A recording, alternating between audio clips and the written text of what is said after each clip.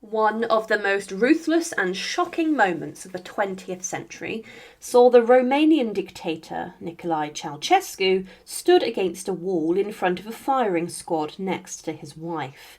He had been in power for over 2 decades, and many of his policies had brought a huge amount of suffering to the people of his nation, and in 1989 a revolution broke out that brought his rule crashing down. Many did not expect the Ceausescu executions to be broadcast on television, but they were.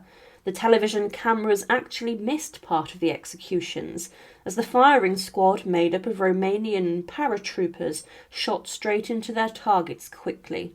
Their bodies were littered with bullets, but in the years following his death, the coffin and grave of Nicolae Ceausescu was dug up, and actually his body was tested for a number of reasons, despite the fact he had died decades before.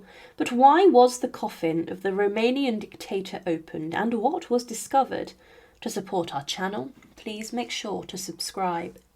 Nicolae Ceausescu rose throughout the ranks of the Romanian Communist Party, and he served as the head of state from 1965 to 1989. He was someone who is classed today as a dictator, and he was married to his ruthless and power-hungry wife, Elena. Together, the pair tried to craft an image as the mother and father of the nation. But after he came into power, Ceausescu initially became very popular. He tried to restrict the influence of the Soviet Union upon his land, but his government became rather totalitarian, and he would be leading one of the most repressive regimes in Europe. He employed a secret police force to round up and spy upon those who were suspected of dissenting against him, and he also controlled the media and the press. His wife Elena even ensured that she would never be captured in side-profile in photographs, as she was concerned about her large nose. Elena was a very vain woman, and Nicolae claimed that when he first met her, he never looked at another woman in a romantic way. There was further repression inside of Romania, and also human rights abuses documented. He also introduced a number of terrible policies that led to many people suffering. Nicolae tried to implement ideas that would lead to a growth in the population, but many women suffered, and there was an increase in children being made orphans.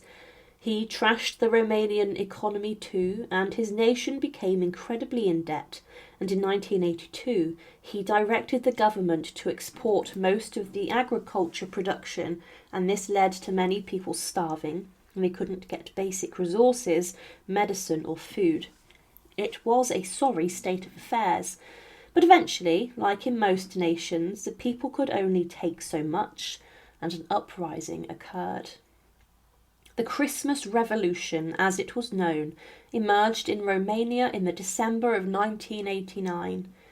To begin with, the protests began because of the deportation of an influential preacher, but as the days continued, the original cause of the outrage and uprising was lost, and the people began to call for an end to the Ceausescu's tyranny. They had grown tired of the man and woman at the top of their government.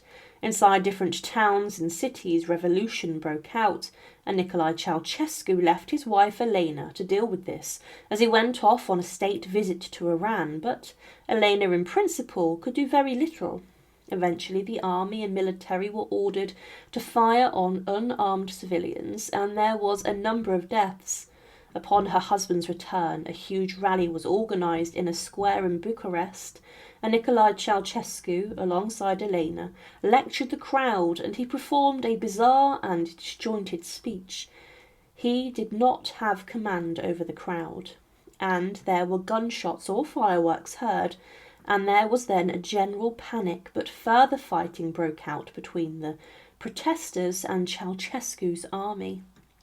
But at this point, some soldiers and members of the militia were beginning to actually switch in their support from the dictator and his wife to the rebels. They began to refuse to fire at civilians, and they took on the side of the people. At 12:06 on the 22nd of December 1989, the Ceausescus tried to flee the Central Committee building, where they had been holed up. A helicopter arrived to get them out, but they just managed to take off before rebels would storm onto the rooftop. The Ceausescus were feeling like cornered rats, and they could not find somewhere safe to land. Eventually their helicopter was brought down in a town in Targosvite, but it was not long before they were captured by local insurgents and police, and they were then taken to a military barracks where they were taken to trial. This trial occurred on Christmas Day, 1989, and it was clear that the legal proceedings had already been determined. It was obvious that the Ceausescus would be condemned to death, and there was no chance for them to defend themselves. Neither was there any legal counsel given to them. Elena Ceausescu was furious, and she went down kicking and screaming, and she refused to acknowledge the legality of the courtroom, and she thought she was being murdered a martyr. Following the guilty verdict and death sentence being passed, Elena and her husband were then taken out of the courtroom, and they were told to stand by the side of the wall of the military barracks. Nicolae began to sing and whistle in his final moments, but Elena was much more desperate. She screamed at the soldiers, calling them sons of dogs, and she would not settle. She had her arms secured to prevent further struggle, but in quick and efficient fashion, Elena was then faced with her firing squad, a collection of paratroop soldiers. There had been dozens who had been volunteered to shoot the dictator and his wife, but the paratroopers opened up their machine guns incredibly quickly. They shot before the instruction to fire had been given, and the television cameras, which had been set up to capture the grim spectacle, missed half of the gunshots because of how quickly they were shot. After this, their bodies were then packed away inside of a coffin and were taken to the Ghencea cemetery in Bucharest. They were buried with a simple grave, but on different sides of a path that ran through the cemetery in separate plots. They were not to begin with buried in the same grave, but it was no secret where the Ceausescus were buried.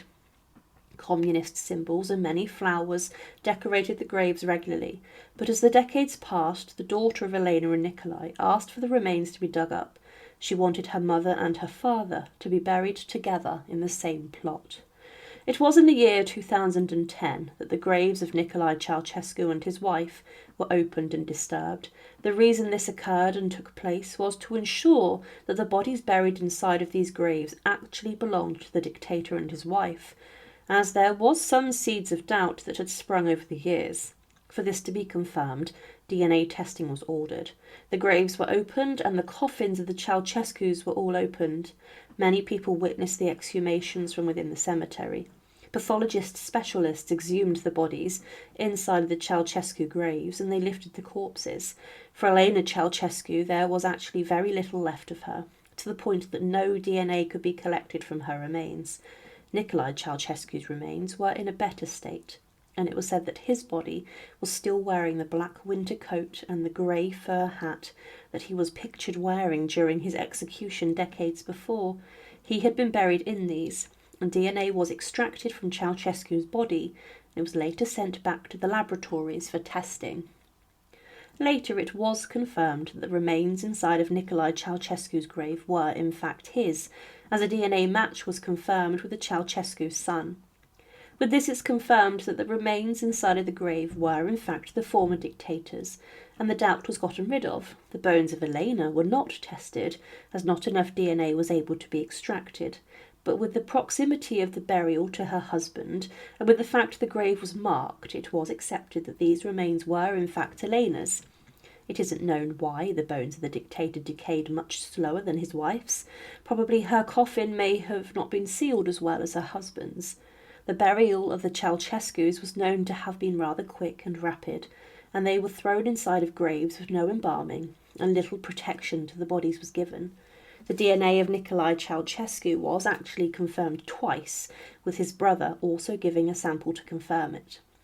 The bodies of Nicolae and Elena Ceausescu were then buried inside of the same cemetery, in the same grave, and today there are many people who flock to the grave to pay their respects.